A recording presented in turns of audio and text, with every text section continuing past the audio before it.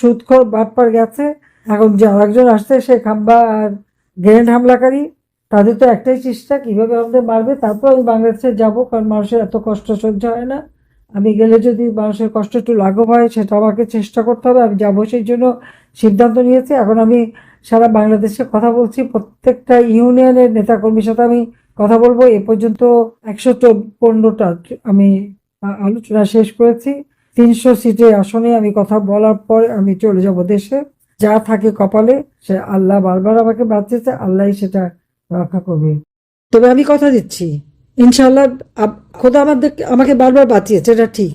এবারও তাই। 30 থেকে 40 মিনিটের জন্য আমরা জীবনে বেঁচে গিয়েছিলাম, যে আমি জানতাম না যে আমাকে দেশ ছেড়ে আসতে হবে, কারণ আমি কখনো দেশ ছেড়ে আসতে চাইনি।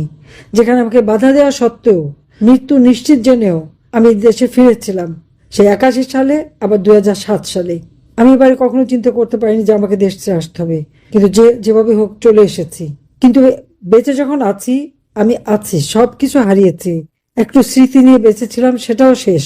কিন্তু বাংলাদেশের জনগণ আছে, যে জনগণের জন্য আমার বাবা জীবন দিয়ে গেছেন, আমার মা জীবন দিয়ে গেছেন, আমার ভাইয়েরা জীবন দিয়ে গেছেন। আমার জীবন আমি কবুল করেছি আমার দেশের মানুষের জন্য, প্রয়োজনে তাদের জন্য জীবন দেব। কিন্তু তাদের ভাগ্য পরিবর্তন করব, এই দুঃশাসনের হাত থেকে মুক্ত করব, দেশকে আবার আমরা উন্নত সমৃদ্ধ করে মানুষের জীবনে শান্তি নিরাপত্তা আমরা নিশ্চিত করব। এটাই আমাদের প্রতিজ্ঞা। আজকেও যেমন প্রবাসে আমাকে সেই রিফিউজি হিসেবেই থাকতে হচ্ছে, কিন্তু আমি বিশ্বাস করি আমি ফিরে আসবো খুব তাড়াতাড়ি। কারণ দেশের মানুষের এই কষ্ট, এই দুঃশাসনের কবল থেকে দেশের মানুষকে মুক্ত করা, আজকে দেশের মানুষের যে অর্থনৈতিক কষ্ট, সেই কষ্ট দূর করা। তরুণ সমাজ আজকে কাজ পায় না, নারীদের উপর প্রতিনিয়ত অত্যাচার নির্যাতন চলছে, কিন্তু বিচার চাইতে পারে না। নারী, শিশু, বালিকা তারা ধর্ষিত হচ্ছে।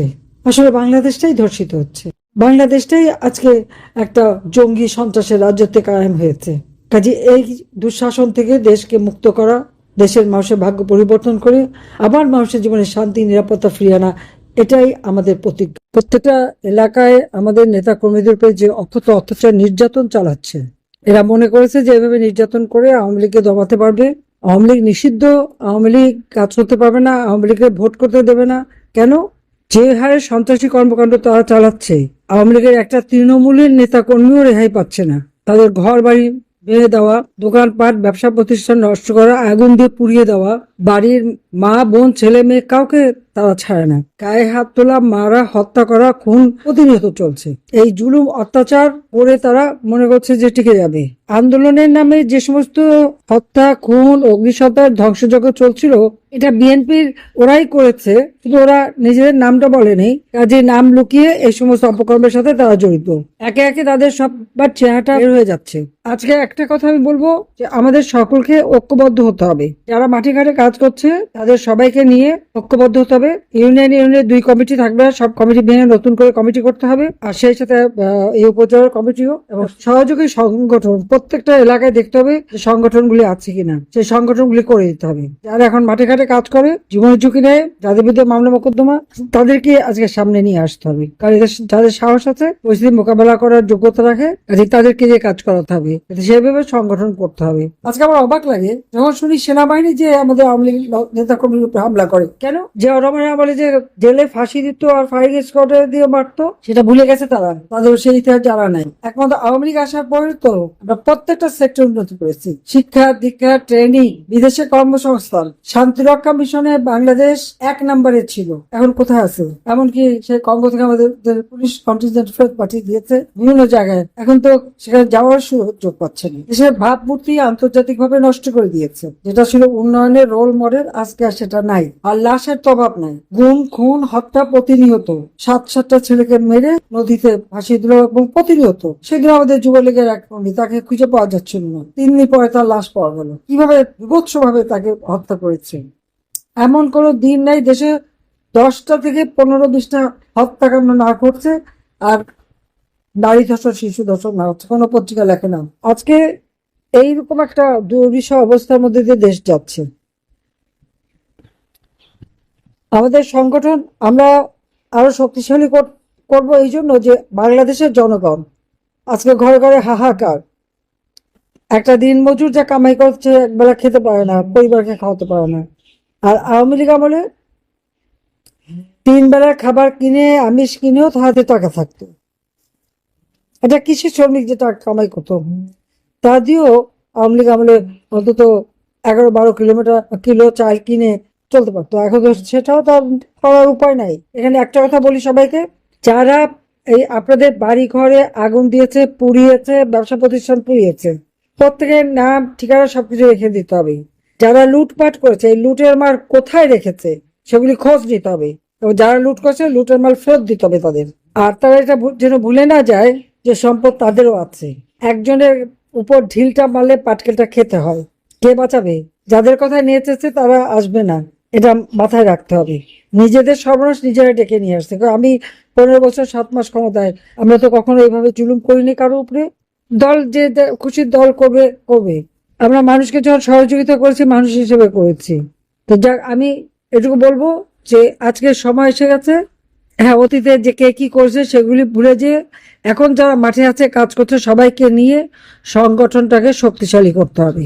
সাধারণ মানুষ, কৃষক, শ্রমিক, দিনমজুর, রিক্সাওয়ালা, ভ্যানওয়ালা, গাড়িওয়ালা, সমস্ত সাধারণ মানুষরা আমাদের পাশে।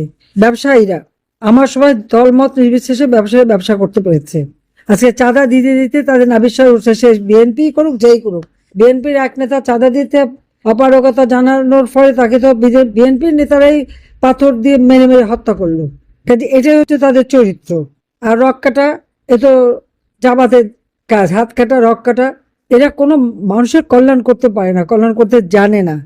কাজে এখানে একমাত্র আওয়ামী লীগ আছে দেশের মানুষের ভাগ্য পরিবর্তন করতে পারে। আওয়ামী লীগ আছে দেশকে উন্নত করতে পারে। আওয়ামী লীগই এই দেশটাকে, জাতির পিতা বঙ্গবন্ধু শেখ মুজিব আওয়ামী লীগ সংগঠন নিয়ে দেশটাকে স্বাধীন করেছেন। কারণ আওয়ামী লীগ ক্ষমতা আসার পরে বাংলাদেশ জাতির পিতার আমলে স্বল্পোন্নত দেশ, এবং আওয়ামী লীগ ফের ক্ষমতা এসে আমরা উন্নয়নশীল দেশের মর্যাদা উন্নীত করেছিলাম। এই উন্নয়নশীল দেশের মর্যাদায় আমরা যে উন্নীত করলাম, আজকে সেটাও ধ্বংস করে দিল এই বাটপার, বিশ্ব বাটপার সুৎখর ইউনূস আর এই তারেক আর এই জামাত শিবির মিলে, যুদ্ধ অপরাধী তারা মিলে। এখন এদের হাত থেকে দেশকে রক্ষা করতে হবে, দেশের মানুষকে বাঁচাতে হবে। আর সেটা পারে একমাত্র আওয়ামী লীগ। ওরা আমাদের নিষিদ্ধ করে, ওরা আমাদের মামলা দেয়, ঠিক আছে, দিতে থাক। আমরা আমাদের সংগঠন নিয়ে মানুষের পাশে থাকবো। প্রত্যেকে মানুষের পাশে থাকতে হবে। তাদের জন্য কি কি কাজ করেছি সেটা যেমন জানাতে হবে, আর যে অত্যাচারগুলি করছে এগুলি সমস্ত তালিকা করে করে সব মানুষকে জানাতে হবে যে এরা কিভাবে মানুষের উপর জুলুম করেছে, অত্যাচার করেছে, ঘর বাড়ি ধ্বংস করেছে, লুটপাট করেছে, আর চাঁদা নিয়েছে। চাঁদাবাজি এছাড়া আর কিছু যায় না। এবার সবাইকে সংগঠিত হওয়ার জন্য আমি ফিরে আসবো খুব তাড়াতাড়ি। কারণ দেশের মানুষের এই কষ্ট, এই দুঃশাসনের কবল থেকে দেশের মানুষকে মুক্ত করা, আজকে দেশের মানুষের যে অর্থনৈতিক কষ্ট, সেই কষ্ট দূর করা।